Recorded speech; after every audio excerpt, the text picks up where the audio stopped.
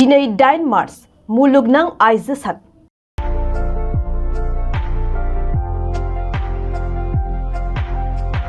दिनै मुलुगनाङैनो आइजो सानखौ फालिनायजों लोगोसे गसाइगावनि बुरासारायावबो मुलुगनां आइजो सानखौ फालिनाय जादों।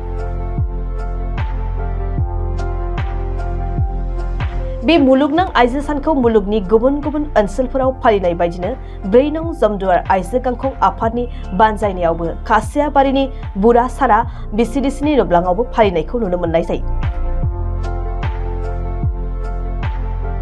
दिनैनि बे मुलुगनां आइजो सान फालिनाय हाबाफारियाव मिरु इउपिपिएल दोलोनि सासे नेहाथारि समनाथ नार्जारी, गसाइगाव जिल्ला इउपिपिएल दोलोनि आइजो गांखंनि आफादगिरि भानु नार्जारी, जमदुवार बियाबनि लोगो TCLCCनि मासिगिरि निथुन बसुमतारी बिथांमोनखौबो बाहागो लानायखौ नुनो मोननाय जायो। बे हाबाफारिनि गेजेरजोंनो खासियाबारि ओनसोलनि गोबां आइजोफोरखौ लानानै invest in women celebrate progress मोन्थोरखौ लानानै गुवारै सावरायलायनाय जायो।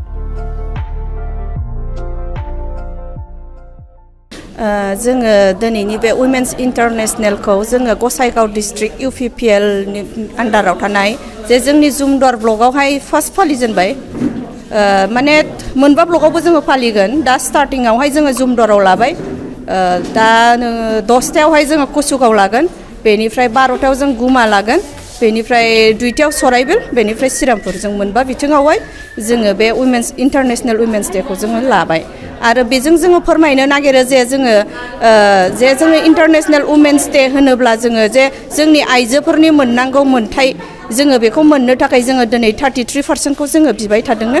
आरो जोंनो दिनै बे जोंनि दैदेननाय इउपिपिएल सरकार जे प्रमद बर' सारनि दैदेननायाव जोङो दिनै बे स्टेपसिम जोङो आवगायनो हाबाय। आरो जोङो प्रमद बर' सारखौ जोंनि गोसो गोरबोजों अननाय आरो सिबिनायखौ बावहरो जे जोंनो इउपिपिएल दोलोआव जोंनो बे 33% सिटखौ बिथाङा जोंनो लामा दिन्थिनायखौ आरो जोङो दा गोग्गायै बुंनो हायो जे जोङो दायो प्रमद बर' सारनि दैदेननायाव जोङो दासिम बे जोंनि स्टेजाव जोङो आवगायनो हादों। आरो गोबां बिथिङावनो सारा जोंनो उइमेन्सफोरनोनो बांसिन जोंनो फेसिलिटिखौ होनायनि थाखाय सारखौ आरो धन्यबाद होयो। आरो जोङो बेजोंनो बुंनो सानो जे जोङो आइजोफोरा गोबां गावनि रोंगौथिखौ दोनखोमानानै लायो आरो बिसोरो माने फरवार्ड जानो हाया गावसिनि गिनाय लाजिनाय। जों आइजो माहारिया बांसिन गिनाय लाजिनाय आरो खौ नादब जायो आरो आवगायनो सानब्लाबो माने माखासे बिथिङावहाय जों आइजो माहारिखौ गादबनानै दोनो। बिनिखायनो जोङो आइजो माहारिया बांसिन लाइटआव फैनो हाया।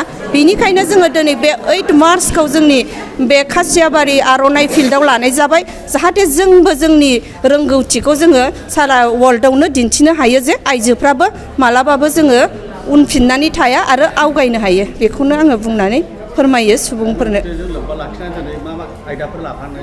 जोङो दिनैहाय जोंनि आयदाफोरा जोङो बेहाय गेलेनाय, मोसानाय, जाया जेखौ रोङो जोङो बेखौहाय दिन्थिगोन। कम्पिटिसनखौ जोङो लागोन।